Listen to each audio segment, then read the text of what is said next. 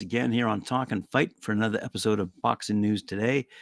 And we're going to start off the show as an update, I suppose, after Amanda Serrano's decision to vacate her WBC title.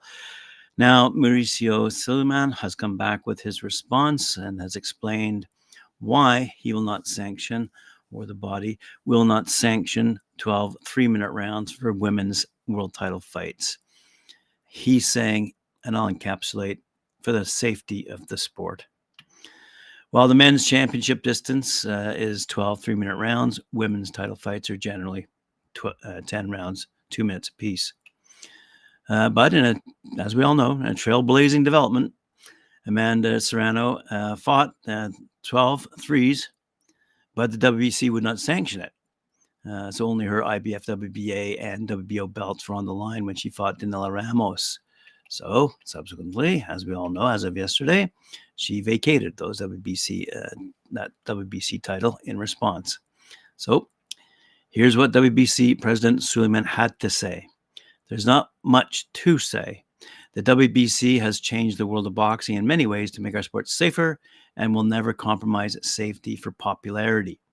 This is not discrimination. This is not sexism. This is not about equality. It is about safety and safety only. WBC has specific guidelines and rules for women in boxing, including not charging any sanctioning fees to any female boxer. And at their convention last month, the organization confirmed their women's championship fights would remain 10 2-minute rounds. He said, "We made a strong commitment for safety. We ratified everything that we have studied. Whoever wants to try challenging risk, it cannot be within the WBC structure." He also noted how exciting recent women's championship fights are over 10 twos. Perhaps it's a coincidence, he said. It came naturally, but the 2-minute rounds create huge action, great emotions. The risk with fighting for more time, you become more dehydrated and also tired, and that is very dangerous. We love the 2-minute rounds, especially for protection and safety, but also it's a great spectacle. So I'm sure the debate will rage on because I know Michaela Mayer and Natasha Jonas are certainly looking at making their upcoming fight into a 3-minute round event. And we all know the men already do that. So speaking of the men, let's move over to Robeisy Ramirez. He'll be making second defense of his WBO featherweight title this upcoming weekend against the challenger Rafael Espinoza, who we don't know much about. That fight will be taking place at the Dodge City Center in Pembroke Pines in Florida. Robeisy Ramirez, as you know, two-time Cuban Olympic gold medalist. He's 13-1 in the pros. Will be giving away a lot of height, apparently, and reach against the 6'1" Espinoza. He's 21-0, 18 knockouts, by the way. So it should be interesting to see how he deals with his size disadvantage against the Mexican fighter. We do know that Espinoza is what we call a fringe contender. It's number 11 WBO and has been toiling away in obscurity in Mexico, fighting weak opposition, apparently. Although it is said he is an Oscar Duarte type of fighter with a build-up resume filled with opposition with poor records. In the chief support bout on that particular night, unbeaten junior middleweight contender Xander Zayas, 17-0, 11 knockouts, faces Jorge Fortea, 24-3-1, by the way, in a 10-round contest. It's all being shown on ESPN, ESPN Deportes, and ESPN Plus, beginning at 10 p.m. Eastern Time. Next year, we could see Robeisy defending his WBO 126 title against Naoya Monster Inoue in a massive fight if the Japanese star successfully defeats Marlon Tapales on December 26th in their super bantamweight undisputed championship. So let's see how that all goes. I mean, be interesting to see. Quite frankly, what could be a problem for Inoue is if he chooses to go up to 130 and take on the hulking WBO champion, Emmanuel Navarrete, who has the height and arm length of a middleweight. The size of Navarrete could prove to be a barrier to Inoue going past the 126-pound division if he's able to defeat the top dog, Robeisy, which is a big if. Moving along to an upcoming fight we're looking forward to taking place over in Saudi Arabia on that card on that night. I believe it's December 23rd/24th, depending on where you are in the time zone in the world. We're looking at Jarrell Miller taking on Deontay Wilder. And I got to say, Gerald Miller is not keeping his mouth shut. Yes, Wilder may be a rival, but at the same time, he's said some things that are pretty interesting. Big Baby Miller is not afraid to speak his mind, as he has in the past. And he had a verbal back and forth with Wilder, apparently at a press conference. The former world champion even claimed that they sparred to settle differences and that he sent Miller to the hospital with a concussion. Wow. It surprised some pundits then, as I said, at a recent press conference to announce their upcoming fight. Miller ignored his countryman, speaking to Boxing Social. He explained it's because he has other goals in mind right now. The beef with Deontay is not squashed, but I've seen him and his trainer today. I know Malik Scott a long time, and he looked at me like he was kind of shocked. Deontay looked my way, and I feel we know what's at stake right now. We're the only two Americans on the card, and he kept his distance, so I don't really have anything to say to him. Definitely more of a personal vendetta with Eddie Hearn and AJ, 100% for sure. I think me and Deontay will have it at some good point, but right now I'm really tuning in for that title shot or AJ's head, point blank, period. The animosity apparently between the two dates back to when Miller failed drug tests in the immediate run-up to his proposed fight with Joshua in June 2019 at Madison Square Garden. It was pulled, but it remains the scope for the two to face off in the ring to settle their differences. For now, Joshua has his sights set on his own December 23rd opponent, Otto Wallen. Right on. Now, you might wonder what Deontay Wilder has to say about all this stuff. He said with respect to Tyson Fury going up against Alexander Fury, Tyson Fury going up against Alexander Usyk in February next year, hopefully. Wilder said he's just glad rival heavyweight champs Usyk and Fury are finally set to fight for all the marbles, for all 4 heavyweight titles. The main reason? Because, as the former WBC heavyweight champ said when speaking publicly, it will make it easier for him to become undisputed heavyweight champ down the road. Wilder must defeat his live underdog, Joseph Parker, on the stacked December 23rd card in Saudi Arabia. And I said recently he aims to wipe out the current heavyweight division and become undisputed champ before he walks away from the sport. There is, as we know, talk of Wilder fighting Anthony Joshua next year in what would be a massive final eliminator for the WBC belt that Wilder once held, that is now the property of Fury, and could be strapped around Usyk's waist after their fight with Fury next year. And Wilder's confident he will hold all the silverware come 2024. It's a 50-50 fight. Anything can happen, Wilder said of the Fury-Usyk fight. People look at Fury's size as a major advantage, but that doesn't necessarily mean nothing because Usyk can stay low to the ground, and because Fury's so tall, it's going to be difficult to reach down. If Usyk can get in and out real fast, I feel speed could be a major factor. For me, it's 50-50, though, and I'm glad it's finally happening so we all get the belts in one place.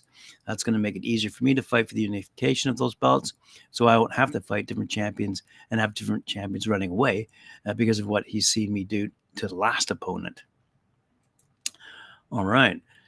So that Deontay Wilder fight versus Joseph Parker taking place Saturday, December 23rd, in Riyadh, Saudi Arabia. Ring walk times are to be confirmed, but Wilder versus Parker will be the co-main event. And it's going to be on DAZN pay-per-view, FYI. And if you've purchased the pay-per-view, you can live stream the huge bill on the DAZN app as well. You're looking at, over in the UK, £19.99 and $39.99 US dollars. If you've not already subscribed to DAZN UK, you can watch DAZN for £9.99 a month. They let me know. How nice of them. And I'm letting you know. All right, let's have a quick look now at Gervonta Davis. He's made it clear he doesn't want to be elevated from his current regular WBA lightweight title to full champion status with the sanctioning body following Devin Haney's revelation that he's vacating his 4 belts at 135. If Tank agrees to be elevated to WBA full champion, he'd be thrown in suddenly with the general population at lightweight, and that's risky for someone who's arguably been segregated from all the killers at 135. He even said, I don't want that shit. So let's see what happens next. But the reason why the 29-year-old, according to the writers at BoxingNews24.com, the reason why the 29-year-old Tank Davis 29-0, by the way, 27 knockouts, doesn't want to be elevated full champion are as follows, they say. Sanctioning fees attached with being a full champion, having to deal with mandatory dangerous challengers, less freedom, and email champion stigma. How peculiar is that last one? But probably the biggest wins, the reason why Tank Davis is resistant to being made a full WBA champ is being forced to defend against risky mandatory challenges. And who might they be? You might look at Frank Martin, Raymond Murtala, Vasily Lomachenko, Edwin Dos Santos, Shakur Stevenson, William Zepeda, Keyshawn Davis, and of course, Floyd Schofield, who's making his mark, as we've been talking about for quite a while here on Talkin Fight. Anyway, Gervonta's carved out a nice little living fighting soft opposition at lightweight, beating guys like Ryan Garcia, washed out Leo Santos Cruz, Rolando Romero, and Yuriorkis Gamboa. That bunch is as weak as they come, so it's not surprising that Tank Davis wants nothing to do with being elevated full WBA champ and having to deal with mandatory challengers. And he's already probably sitting on a decent nest egg in that range of $10 million, I'll bet. A little less than, say, Ryan Garcia, but nonetheless, good money. He should retire soon. Anyway, let's move over to a couple of European fighters. It's official. WBA Intercontinental Super Welterweight champ Oliver Meng, 12-0, defends the title against Italian contender Felice Montelli on January 13th at the Royal Arena in Copenhagen. In the co-feature, WBC silver featherweight title holder Sarah Mahfoud, 14-1, meets Michelle Braga, 6-0. And the undercard features the likes of heavyweight Matthias Hansen, 2-0, and cruiserweights Hamza Hussein and Torbjörn Bogajard.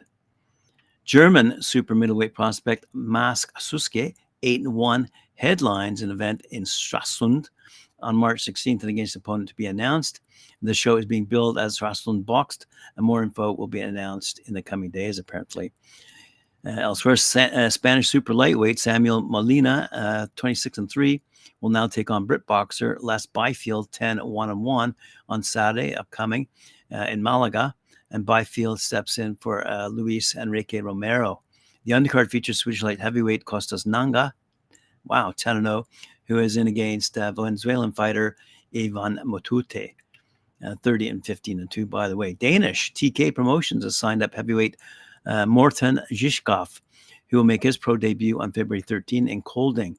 Kirchkov has 99 amateur fights behind him and has, according to the knockoff DK, won a number of international tournaments.